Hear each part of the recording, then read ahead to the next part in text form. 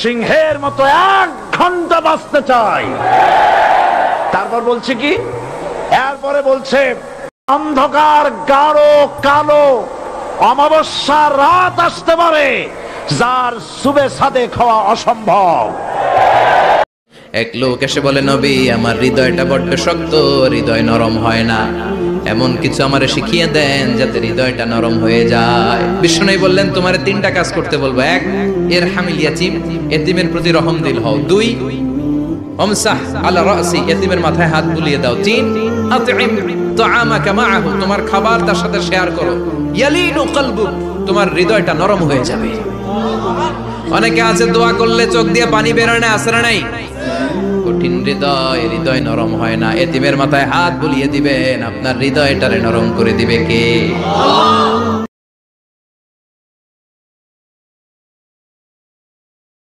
পার্লামেন্টে যখন আমাকে এই কথা বলা হয়েছিল, আমার পার্লামেন্টের কলিগ জাফরুল্লাহ চৌধুরী সাহেব বসে আছেন এখানে,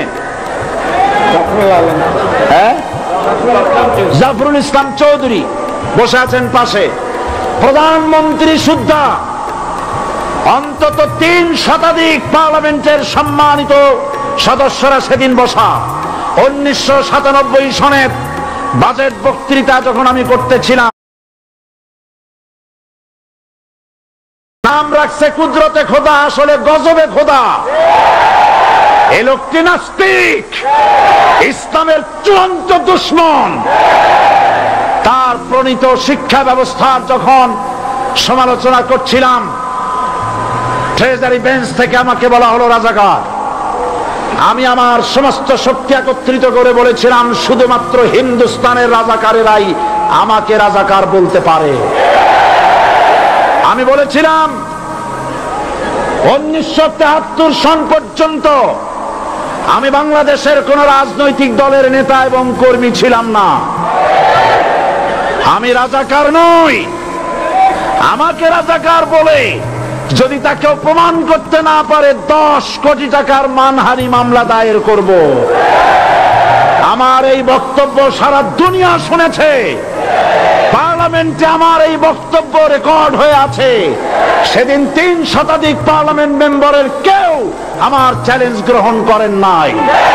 যে কোনো ব্যক্তি পার্লামেন্টে গিয়ে আমার বক্তৃতা দেখে আসতে পারেন। এরপরে 1997 সনের 7 অক্টোবর দৈনিক জনকণ্ঠ পত্রিকা যখন আমার বিরুদ্ধে লিখলো, সেই পত্রিকায় সাইদির ওপেন চ্যালেঞ্জ 8ম পাতা, 1997 7 অক্টোবর, এত বড় 2 কলমে হেডিং। সেখানে আমি বলেছি, বাংলাদেশের সকল সাংবাদিক, গোয়েন্দা বিভাগ, বাংলাদেশের সকল বুদ্ধিজীবীকে আমি আমার পিরোজপুরে আমন্ত্রণ করছি। আমার উপস্থিতিতে যদি কেউ প্রমাণ করতে পারে বাংলাদেশের স্বাধীনতা যুদ্ধের বিরুদ্ধে আমার কোনো ভূমিকা ছিল, সজ্ঞানে স্বেচ্ছায় জাতীয় সংসদের সদস্য পদ থেকে পদত্যাগ করব।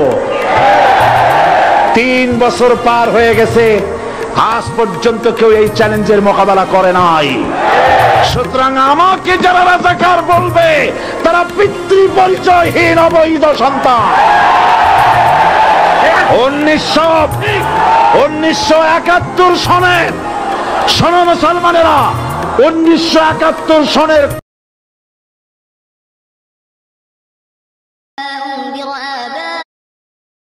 ياسين والقرآن الحكيم إنك لمن المرسلين على صراط مستقيم تنزيل العزيز الرحيم لتنذر قوما ما أنذر آباؤهم فهم غافلون لقد حق القول على أكثرهم فهم لا يؤمنون إنا جعلنا في أعناقهم أغلالا فهي إلى الأذقان فهم مقمحون وجعلنا من بين أيديهم سدا ومن خلفهم سدا فأغشيناهم فهم لا يبصرون بالحق وتواصوا بالصبر عليهم أنذرتهم إنك لمن المرسلين على صراط مستقيم من اتبع الهدى وخشي الرحمن العزيز الرحيم فبشره بمغفرة وأجر كريم إنا